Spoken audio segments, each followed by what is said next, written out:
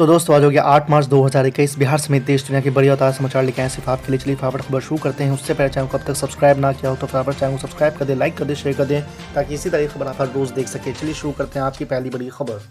बंगाल विधानसभा चुनाव को लेकर सभी दलों की तरफ से तैयारियां तेज हो गई है। पहले चरण के उम्मीदवारों के नाम की भी घोषणा की जा रही है। इस बीच किसान नेता राकेश टिकैत बीजेपी के लिए मुश्किल बढ़ा सकते हैं। दरअसल उन्होंने कहा है कि वो 13 मार्च को बंगाल के दौरे पर जाएंगे।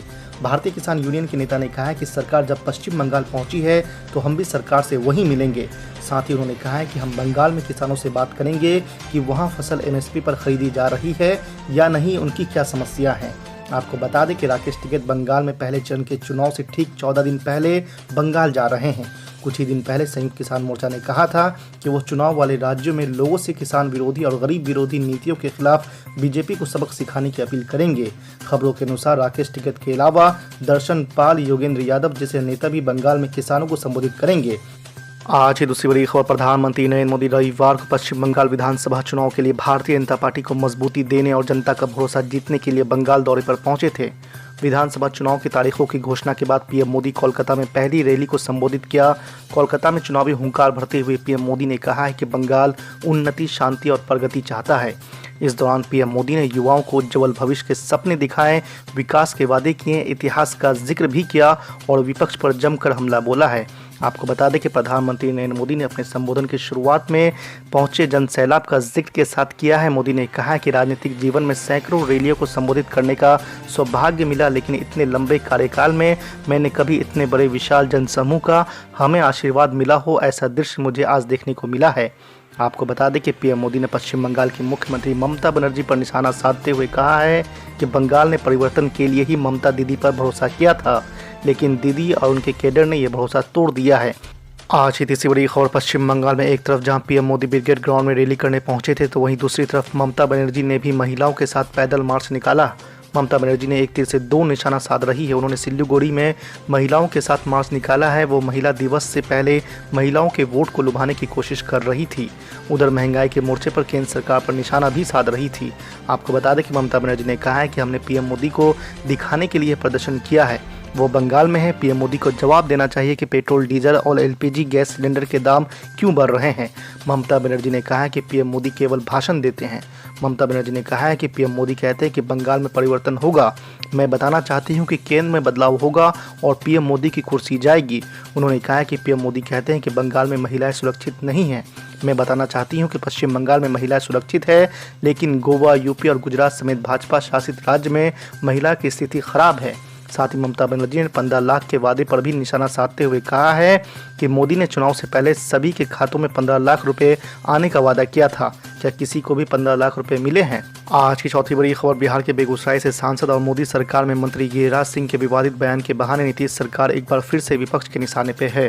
दरअसल नेता प्रतिपक्ष तेजस्वी यादव ने गिरिराज सिंह के विवादित बांस वाले बयान पर नीतीश सरकार को घेरते हुए तंज कसा है कि गलती उजागर करने वाले पत्रकारों पर नीतीश सरकार एफआईआर, लेकिन हिंसा फैलाने वाले मंत्रियों को पुरस्कृत करती है। दरअसल तेजस्वी यादव ने एक वीडियो को शेयर करते हुए ट्वीट किया है कि केंद्रीय मंत्री गिरिराज सिंह जी कह रहे हैं कि बिहार में अराजकता फैली हुई है, अधिकारी किसी की भी नहीं सुनते हैं, मुख्यमंत्री कमजोर है, इसलिए बांस उठाकर जब मर्जी अधिकारियों को पीटो।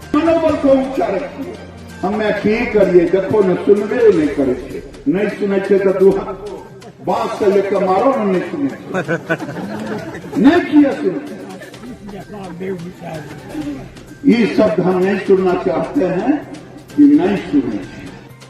आज की पांचवी बड़ी खबर। फुरफुरा शरीफ के पीरजादा इंडियन सेकुलर फ्रंट के नेता अब्बास सिद्दीकी के कांग्रेस और लेफ्ट गठबंधन के साथ जाने के बाद हैदराबाद से सांसद असदुद्दीन ओवैसी की पार्टी ऑल इंडिया मजलिस इत्तेहादुल मुस्लिमीन अब बंगाल की 10 सीटों पर अकेले चुनाव लड़ने की तैयारी कर रही है। बताया जा रहा है कि ऑल इंडिया मजलिस इत्तेहादुल मुस्लिमीन जल्द ही पहले और दूसरे चरण के लिए 10 प्रत्याशियों की सूची जारी कर सकती है। मीडिया रिपोर्ट के अनुसार असदुद्दीन ओवैसी ने इसके लिए सीटों का भी चुनाव कर लिया है। असदुद्दीन ओवैसी फिलहाल 4 जिलों की 10 सीटों का चुनाव किया है, जिस पर लिए IMIM के उम्मीदवार चुनाव लड़ेंगे। सूत्रों के मुताबिक ऑल इंडिया मजलिस इत्तेहादुल मुस्लिमीन बंगाल के उत्तर दिनाजपुर, दक्षिण 24 परगना, उत्तर 24 परगना, मुर्शिदाबाद की कुछ सीटों पर चुनाव लड़ेंगे। आपको बता दें कि असदुद्दीन ओवैसी की पार्टी ने इसके लिए सर्वे का काम भी पूरा कर लिया है। खबर है कि अन्य जिलों की सीटों पर भी चुनाव लड़ने की पार्टी बाद में निर्णय लेगी, जहां अगले चरणों में चुनाव होने हैं। बता दें कि चुनाव से पहले असदुद्दीन ओवैसी ने फुरफुरा शरीफ के पीरजादा अब्बास सिद्दीकी के साथ गठबंधन कर चुनाव लड़ने का ऐलान किया था, लेकिन पीरजादा खुद वाम कांग्रेस गठबंधन के साथ चले गए। करुणा को भी कलमा पढ़ाकर उसको मुसलमान बना दिया। कभी ऐसा सुना आपने कि बीमारी का कोई मजहब होता? बीमारी का किस कोई बीमार हो सकते, कोई भी बीमार हो सकता, मगर नफरत पैदा करना था। मगर अल्लाह की जात बड़ी है, अल्लाह ने दिखा दिया कि झूठे ये हैं और झूठ का अल्लाह ने बता दिया, झूठे को उसके मंजिल पर पहुंचा दिया। तबलीगी जमात को बर्बाद करने के लिए ये लोग आए। अरे मेरे भाई, आंध्रा के लोग, आंध्रा की एक जमात लखनऊ में फंस गई थी। आप पूछो उन लोगों को, मैं बात किया, लखनऊ में एक जमात फंस गई थी, उसमें एक हमारी गुंटूर की बहन का हमल साकित हो गया। हमारी बहन प्रेग्नेंट थी, उसको फौरन दवाखाने को ले जाना था, मगर उत्तर प्रदेश की हुकूमत ने देर कर दी। हमारी इस बहन का वो मिसकैरेज हो गया, गैर जरूरी उनको डाल के रखा गया था। कौन उठा रहा था, कौन जाकर ये कह रहा था कि कोरोना का ताल्लुक मुसलमानों से, तबलीगी जमात से नहीं है? कोई पार्टी थी सिवाय मजलिस के? कोई नहीं कह रहा था, सब डर रहे थे। हम बेबाक तरीके से टीवी पर जाकर प्रेस के जरिए से दुनिया को बता रहे थे कि इसका ताल्लुक किसी मजहब से नहीं है। मगर वो लोग जो आज वोट मांग रहे हैं, आकर बोल रहे हम तुम्हारे दोस्त हैं, हम फुला हैं, हमको वोट दे दो। मेरे अजीज दोस्तों और बुजुर्गों, मेरी इज्जतदार माँ और बहनों, मैं आपसे अपील कर रहा हूं कि फिरका परस्ती का माहौल है। इस फिरका परस्ती के माहौल में मेरी आपसे दरमंदाना गुजारिश है कि 10 तारीख के दिन अपना एक वोट का इस्तेमाल करिए और MIM पार्टी को अपना वोट देकर कामयाब करिए।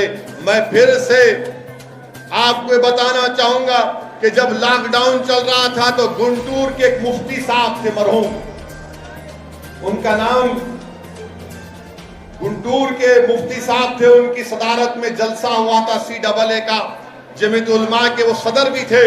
उनका इंतकाल हो गया और वहां के जिम्मेदार जो थे उन्होंने फोन करके बोला कि असद साहब, वो गुंटूर का कलेक्टर ये कह रहा है कि मुफ्ती साहब की लाश को दफनाएंगे नहीं, जला दिया जाएगा।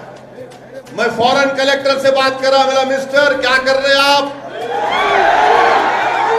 बोले नो सर, गवर्नमेंट का ऑर्डर है। मेरा कई का ऑर्डर है? मिला हम जिंदा भी रहेंगे तो अपने पसंद के मजहब पर चलेंगे, मरेंगे भी तो अपने पसंद के मजहब के उसूल के मुताबिक जाएंगे। ये भारत का संविधान है, भारत का कॉन्स्टिट्यूशन है।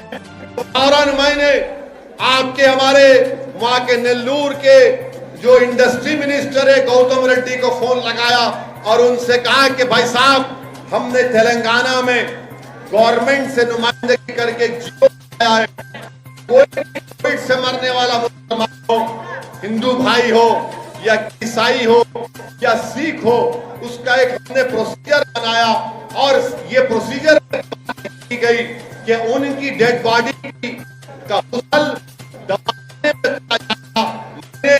हैदराबाद के बड़े मुफ्तियों के साथ, जिस सैफुल्लाह रहमानी साहब जमीयत उलमा के, उन्होंने कहा कि हम कर सकते और प्रोसीजर बनाया कि गवर्नमेंट खुद ले जाकर 5-6 लोग रहेंगे,